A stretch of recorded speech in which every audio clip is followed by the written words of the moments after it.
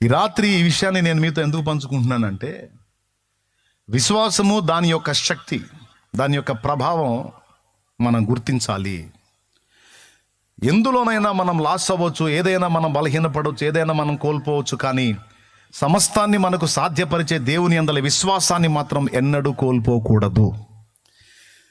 డబ్బులన్నీ పోగొట్టుకొని అప్పుల పాలై ఉండొచ్చు నువ్వు, శరీరంలో సత్తువంతా కోల్పోయి రోగాల పాలై ఉండొచ్చు నువ్వు, కుటుంబంలో విపరీతమైన కలతలతో నిండిపోయి ఉండొచ్చు నువ్వు, అనవసరపు కేసులు నీ నెత్తిన పడి ఉండొచ్చు, లేదా భౌతికంగా, ఆత్మీయంగా, శారీరకంగా, మానసికంగా రకరకాల సమస్యలతో నువ్వు సతమతమవుతూ ఉండొచ్చు.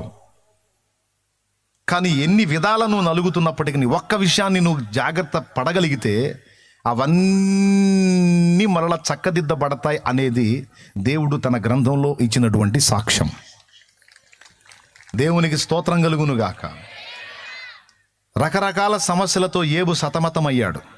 ఆస్తులు కోల్పోయాడు, అంతస్తులు కోల్పోయాడు, పిల్లల్ని కోల్పోయాడు, దాసదాసి జనాంగం కోల్పోయాడు, ఎడ్లు, గాడిదలు, ఒంటెలు, పశువుల్ని కోల్పోయాడు, పొలములు కోల్పోయాడు, చివరికి తన బాడీలో, తన శరీరంలో ఆరోగ్యాన్ని కూడా కోల్పోయాడు. ఇన్ని కోల్పోయి ఆఖరికి భార్య ప్రేమను కూడా కోల్పోయాడు. అన్ని బాగున్నప్పుడు ఎంతో హత్తుకున్న భార్య ఆయన దేహం రోగగ్రస్తమై కలిగినవన్నీ కోల్పోయినప్పుడు దేవుణ్ణి తిట్టి చావు అనే పదం వాడింది. అంటే భర్త మరణాన్ని కోరుకుంది భార్య, అంటే ఆమె ప్రేమ కూడా అతను కోల్పోయాడు. అన్ని కోల్పోయినా ఒక్కటి మాత్రం గట్టిగా చేపట్టాడు, అదేంటంటే దేవుని యందలి విశ్వాసం. దేని యందలి విశ్వాసం? దేవుని యందలి విశ్వాసాన్ని అతడు గట్టిగా చేపట్టాడు, దాన్నైతే విడిచిపెట్టలా. కానీ చివరికి ఏం జరిగిందో తెలుసా? ఫ్రెండ్స్ వచ్చారు. ఏబును ఆదరిద్దామని పాపం అల్లంత దూరంలో ఏబును చూసి 7 దినాలు పొట్ట మార్చుకున్నారు ప్రేమను బట్టి. తీరా దగ్గరికి వచ్చిన తర్వాత మాటలతో తూటాల్లాగా పొడవటం మొదలుపెట్టారు. మాటలు నీటెల్లా విసిరి ఏబుని ఇంకా గాయపరిచారు తప్ప ఏబుని నెమ్మది పరచలేకపోయారు. ఏబుతో వాదించారు వాళ్ళు విపరీతంగా. చివరికి విసిగి చెందాడు. 40 అధ్యాయాల వరకు దాదాపు వాళ్ళతోనే వాదన సరిపోయింది. చివరికి 40 అధ్యాయంలో దేవుడు ఏబుతో మాట్లాడటం మొదలు పెడతాడు. 38వ అధ్యాయం నుంచి మనం చూడగలిగితే ఇక దేవుడు ఏబుతో ప్రత్యక్షమై, సుడిగాలిలో యెహోవా ఏబునకు ప్రత్యక్షమై అని ఉంటుంది. చూడండి ఒక్కసారి. 38 నుంచి ఇక దేవుడు మాట్లాడటం మొదలు పెడతాడు. అప్పుడు యెహోవా సుడిగాలి నుండి ఇలాగున యోబుకు ప్రత్యుత్తరం ఇచ్చాను. అక్కడ నుంచి మీరు గమనించినట్లయితే బాగా వినండి. మీరు ఇంట్రెస్ట్గా ఉన్నారు కదా, స్తోత్రం చెప్పండి. యేబు ఫస్ట్ నుంచి ఏమని వాదిస్తాడంటే, నేను చేసిన తప్పేంది, నేను చేసిన అన్యాయం ఏంది, నేను చేసిన ద్రోహం ఏంది, నేను చేసిన పాపం ఏంది, నాకెందుకు ఇన్ని కష్టాలు, నాకెందుకు ఇన్ని బాధలు, నాకెందుకు ఇన్ని ఇబ్బందులు, నాకెందుకు ఇన్ని ఎదురు దెబ్బలు, నాకెందుకు ఇన్ని అవమానాలు, నేనేం ద్రోహం చేశా, నేను ఎవడికి అన్యాయం చేశా, ఆకలిగా ఉన్నవాడి ముఖం చూసి నాకు కలిగిన దాన్ని వాడికి ఇచ్చాను, వస్త్రహీనుడు నా కంటపడితే నా ఇంట వస్త్రాలు తీసుకెళ్ళి వాడికి ఇచ్చాను, అన్యాయం అయిపోయిన వ్యక్తులు నా కళ్ళ ముందు కనపడితే వాళ్ళకి ఎవరు అన్యాయం చేశారో వాళ్ళ దవడ మీద కొట్టి వాళ్ళు దోచుకున్నది తీసుకొచ్చి తిరిగి వాళ్ళకి ఇచ్చి నేను అన్యాయం అయిపోయిన వాళ్ళని ఆదుకున్నాను. నేను నా పొరుగువాని భార్యను ఆశించలేదు, వాని వాకిట పొంచి ఉండలేదు. నువ్వు ఏం కేసు పెడతావో పెట్టుదేవా నా మీద, ఏం నేరం మోపుతావో మోపు నా మీద, ఎక్కడ నా మీద తప్పు రాస్తావో రాయ్, నేను ఎక్కడ కూడా తప్పు లేకుండా ఉన్నాను. నీ సన్నిధికి నేను ముద్దాయిలాగా రాను, దోషిలాగా రాను, నేను ఒక రాజులాగా వస్తాను. ఎందుకంటే నా దగ్గర ఏ తప్పు లేదు. అయినా సరే నువ్వు నన్ను అన్యాయంగా శ్రమల పాలు చేశావు, అన్యాయంగా నన్ను హింస పెడుతున్నావు, అన్యాయంగా నన్ను ఇబ్బందుల పాలు చేశావు అని యేబు దేవునితో వాదిస్తాడు. ఈ మాట మీకెందుకు చెప్తున్నానంటే, నాకు తెలిసి బహుశా మీరు ఎదుర్కొంటున్నటువంటి పరిస్థితుల్లో, ఇబ్బందుల్లో, శోధనల్లో, శ్రమల్లో బహుశా మీరు కూడా దేవుడిని ఇలానే పాయింట్అవుట్ చేస్తూ ఉండొచ్చు, లేదా మీ మనస్సులో ఈ ఆలోచన వస్తుండొచ్చు. కొన్నిసార్లు మీరు ఎదుర్కొంటున్న శోధనల దెబ్బకి దుఃఖపడుతూ, దేవా ఎందుకు మాకు ఈ కలత, ఎందుకు మాకు ఈ బాధ, ఎందుకు మాకు ఈ వేదన, ఎందుకు నేనేం చేశాను ప్రభువా, నాకే ఎందుకు ఇలాంటి పరిస్థితి వచ్చింది, అందరి జీవితాలు బాగున్నాయి, నా బ్రతుకు ఎందుకు ఇలాగ అయిపోయింది, నా భర్తలా ఎందుకు ఉన్నాడు, నా భార్య ఇలా ఎందుకు ఉంది, నా ఇల్లు ఇలా ఎందుకు ఉంది, నా పిల్లలు ఇలా ఎందుకు అయ్యారు, ఇట్లా రకరకాల ప్రశ్నలు నువ్వు కూడా దేవునితో మాట్లాడుతూ మాట్లాడుతుంటారా? ఇలాంటి ప్రశ్నలు ఉండొచ్చు అంటావా, ఏం లేదంటావా? మీ లైఫ్లో ఎప్పుడోసారి ఏదో ఘట్టంలో మీరు ఇలాగా బాధపడి ఉండొచ్చు. ఎంతమంది ఒప్పుకుంటారు? నేను కూడా విశ్వాసయాత్రలో నేను కూడా చాలా పెను తుఫాన్లు ఎదుర్కొన్నప్పుడు నేను కూడా ఎలాంటి ప్రశ్నలు దేవుని ముందు వేశాను. అయితే ఒకటి మాత్రం వదిలిపెట్టలా. పరిస్థితులు ఎంత తారుమారైనా దేవునితోనే తగాదేసుకొని, దేవునితోనే వాదన వేసుకొని, దేవునితోనే కూర్చున్నాను, కానీ దేవుని యందలి విశ్వాసాన్ని అయితే వదిలిపెట్టాల. Praise the lord. దేవుని యందలి విశ్వాసాన్ని అయితే, ఆయన పాదాలనైతే ఏ బలానే ఆయన పాదాలు పట్టుకునే ఉన్నాడు. దేవుని యందలి విశ్వాసాన్ని వదిలిపెట్టాల. అయితే దేవునితో మాత్రం తగాదేసుకున్నాడు, వ్యాజ్యం ఆడాడు, దేవుణ్ణి వాదించాడు. ఎందుకు నాకు ఇలా చేసేందుకు? సరే, తీరా ఇంత అయిన తర్వాత బాగా వినండి, మీరందరూ ఇంట్రెస్ట్గా ఉన్నారు కదా, బాగా వినండి. తిరిగి ఏబుకు దేవుడు ప్రత్యక్షమయ్యాడు. దేవుడు ప్రత్యక్షమయ్యి వాదించడం మొదలుపెట్టాడు.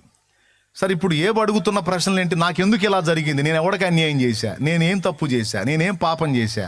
నేను ఎవరికి ద్రోహం చేశా? ఏం చేస్తే నాకు ఈ తీర్పు తీర్చావు? నువ్వు ఏం చేస్తే నాకు కడుపు కోత ఇచ్చావు? నా పిల్లల్ని ఎందుకు చంపావు? నువ్వు 10 మంది పిల్లల్ని ఒక్క దినమందే నువ్వు చంపావు. ఎందుకు చంపావు? నాకెందుకు ఇంత కఠినమైన శ్రమని ఇచ్చావు? నా శరీరం ఎందుకు ఇంత జబ్బు పాలైపోయింది? నాకు ఇన్ని కష్టాలు ఎందుకు వచ్చినాయి అని ఆయన వరుసగా ఫస్ట్ నుంచి కూడా నాకు అన్యాయం జరిగిందని ఈయన కేసు దేవుడి మీద అదే. సరే, తీరా దేవుడు ప్రత్యక్షమయ్యాడు. ప్రత్యక్షమైనప్పుడు దేవుడు ఏం ఆన్సర్ చేయాలి? దేవుడు ఏం ఆన్సర్ చేయాలండి? అబ్బాయి, నువ్వు ఇలాంటి వాడివి, నువ్వు స్వనీతిపరుడివి, నువ్వు ఇలాంటి వాడివి, అలాంటి వాడివి, కాబట్టి నీకు అవన్నీ కూడా తొలగించడానికి, నిన్ను శుద్ధి చేయడానికి ఇవన్నీ నీకు రప్పించాను అని ఏదో ఆన్సర్ చేయాలి. కానీ ఆ ఆన్సర్ చేయడు దేవుడు. దేవుడు ఏం మాట్లాడతాడు తెలుసా? నేను భూమిని నిర్మించినప్పుడు నువ్వు ఎక్కడ ఉన్నావు అని అడుగుతాడు. భూమిని నిర్మించేటప్పుడు దాన్ని మూలరాతిని వేసినప్పుడు నువ్వు ఎక్కడ ఉన్నావు అని అడుగుతాడు. నేను నక్షత్ర రాసులను ఏర్పరిచినప్పుడు నువ్వు ఎక్కడ ఉన్నావు? నీకు తెలిస్తే చెప్పు, అవి ఎలా జరుగుతాయి? నక్షత్ర రాసులు వచ్చినట్లు నువ్వు చేయగలవా అని అడుగుతాడు. ఏమయ్యా, ఇది ఎలా ఉందో తెలుసా?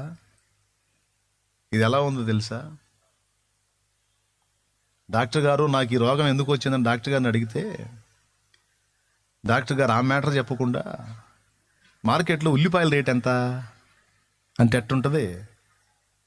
కడుపులో మంటది పేషెంట్కి. సార్, నా జబ్బు ఎందుకు వచ్చిందని నేను అడుగుతుంటే ఉల్లిపాయల రేటు అడుగుతారేంది సార్? అది సరే, కానీ ఇప్పుడు మిర్చి రేటు పెరిగిందా తగ్గిందా? ఈ మాటలు మాట్లాడితే పేషెంట్కి ఎట్లుంటుంది? సంబంధం లేని వ్యవహారం కదా. కానీ దేవుడు అయ్యే ప్రశ్నలు వేశాడు. నీటి గుర్రమును నువ్వు ఎరుగుదువా అంటాడు. మకరం సంగతి నీకు తెలుసా అంటాడు. నక్షత్రాల రాసుల సంగతి నీకు తెలుసా అంటాడు. భూమికి పునాదేశాన్ని నీకు తెలుసా అంటాడు. నీకేమైనా అర్థమైందా ఇది? అంటే దాని అర్థం ఏంటంటే, ఏబుకి ఆయన ప్రశ్నలకు ఆన్సర్ చేయకుండా దేవుడు తానేమై ఉన్నాడో మాట్లాడుతున్నాడు. దేవుడు తానేమై ఉన్నాడో మాట్లాడుతున్నాడు. ఏబుకి అంటే ఏంటో తెలుసా? ఇవన్నీ నువ్వు అడుగుతున్నావు నన్ను ప్రశ్నలు, అసలు నేను తెలుసా నీకు? నేను తెలుసా? నా కదలికలు తెలుసా? నా పనితనం తెలుసా? నక్షత్ర రాసులు వచ్చినట్టు చేసిన వాణ్ణి, భూమికి పునాది వేసిన వాణ్ణి, జంతువులని, మానవుల్ని, సమస్తాన్ని నిర్మించిన నిర్మాణకుడైన నేను పిచ్చి పనులు చేస్తానా ఏబో? పిచ్చి పనులు చేస్తానా? అన్యాయం చేస్తానా? అక్రమం చేస్తానా? పనికిమాలిన పనులు చేస్తానా? ఎందుకు నువ్వు అలాగ అడుగుతున్నావు? నా సంగతి తెలుసా నీకు అని దేవుడు పాయింట్అవుట్ చేసినప్పుడు, మీకు అర్థమైందో లేదో నాకు తెలియదు, కానీ ఏబుకు అర్థమైంది. ఏబుకు అర్థమై ఏమన్నాడో తెలుసా? పెద్ద తెలివి గల్లోలాగా నా జ్ఞానానికి, నా శక్తికి మించిన డైలాగులు వదిలాను, నాకు సిగ్గు వచ్చింది, నన్ను క్షమించయ్యా అన్నాడు. దేవుడు ఆయన అడిగినాటికి ఆన్సర్ చేయలే, తానేమై ఉన్నాడో మాట్లాడాడు. ఈరోజు నీతో కూడా దేవుడు అదే మాట్లాడుతున్నాడు. ఈరోజు కలతలలో కృంగిన నీతో, నేను తెలుసా నీకని అడుగుతున్నాడు. అంటే తెలిసా? విశ్వాసం ఉంచాం కానీ నీ మీద. ఏం విశ్వాసం ఉంచావు? నీ బొంద నేనేందో తెలుసా నీకు అసలు? ఆకాశ గగనాలను నీ జేనతో కొలిచితివి, ఆకాశ గగనాలను నీ జేనతో కొలిచితివి, శూన్యములో ఈ భూమిని, శూన్యములో ఈ భూమిని వేలాడదీసిన నా యేసయ్యా, వేలాడదీసిన నా యేసయ్యా, నీకే వందనం.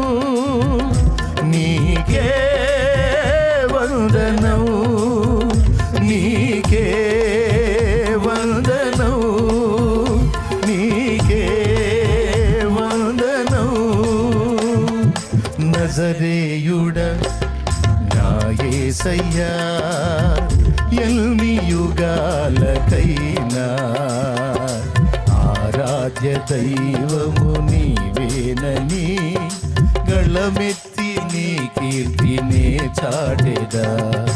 నజరేయుడా నా యేసయ్యా.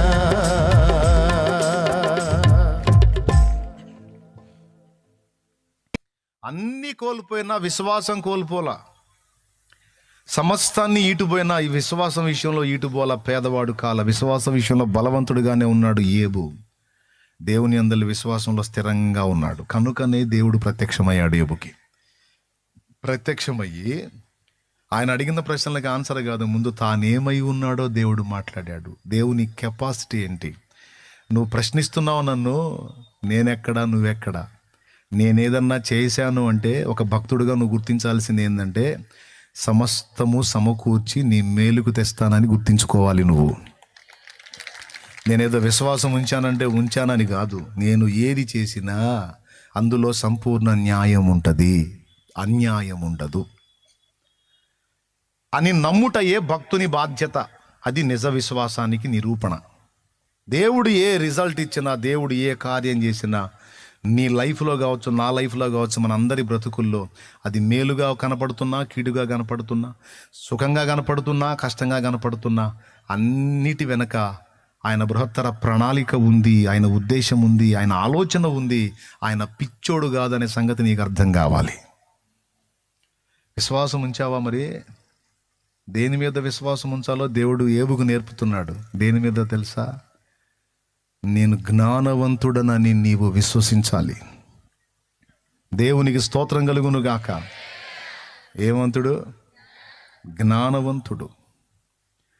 దేవుని జ్ఞానం మన జ్ఞానానికి మించింది. అది ఎట్లా అంటే దేవుని దగ్గర వెరితనం ఏదన్నా ఉంటే ఆ వెరితనం కూడా మన జ్ఞానానికి మించినదంట. కాబట్టి ఆ మహాజ్ఞానియగు దేవుడు ఆయన యందు విశ్వాసం ఉంచిన మన జీవితాల్లో నీకు అనుమతించేటువంటి ప్రతి పరిస్థితి వెనక ఒక ప్రణాళిక, ఒక ఆలోచన, ఒక ఉద్దేశం, ఒక ఏర్పాటు ఉంటుంది. అనవసరంగా నిన్ను బాధల్లోకి నెట్టేసి, శ్రమల్లో నెట్టేసి, సరదాగా టైంపాస్ చేసి ఏదో ఆనందపడేదానికి ఆయన పిచ్చోడా? ఏమన్నా సైకోనా? ఏమమ్మా అప్పుడప్పుడు డైలాగులు వదులుతుంటావుగా, ఏమో దేవుడు కూడా పగబెట్టినట్టున్నాడు నా మీద, అందరూ బాగానే ఉందా, నాకేందో ఇది అర్థం కావట్లేదు, అసలు నేనేదో ఒక దారి అయ్యేటట్లు లేదు అసలు నా బతుకు అని ఒక్కోసారి సణుగుడు బయలుదేరిద్ది కొంతమంది జీవితంలో. సణుగుడు. ఇప్పుడు దేవుని సమాధానం ఏంటంటే, అంత మాత్రం అర్థమైంది నీకు నా గురించి. దేవుడు మహాజ్ఞాని. దేవుడు పిచ్చి పనులు చేయడు, పిచ్చి ఆలోచనలు చేయడు. అవి ఏవైనా సరే వాటన్నిటి వెనక దేవుని అద్భుతమైనటువంటి ఆలోచన, ప్రణాళిక, ఉద్దేశం, మన మేలు ఉంటుంది అనేది ఎవరైతే హృదయంలో విశ్వసిస్తారో వారు ధన్యులు, వారు భక్తిపరులు. అర్థమైందా? ఎవరు భక్తిపరులు? ఎవరు దేవునికి ఇష్టలు? విశ్వాసము గలవారు ఇష్టలు. విశ్వాసం అంటే దేని మీద విశ్వాసం? నా దేవుడు జ్ఞానవంతుడని ఆయన జ్ఞానం మీద విశ్వాసం ఉంచాలి. దేవునికి మహిమ కలుగును గాక.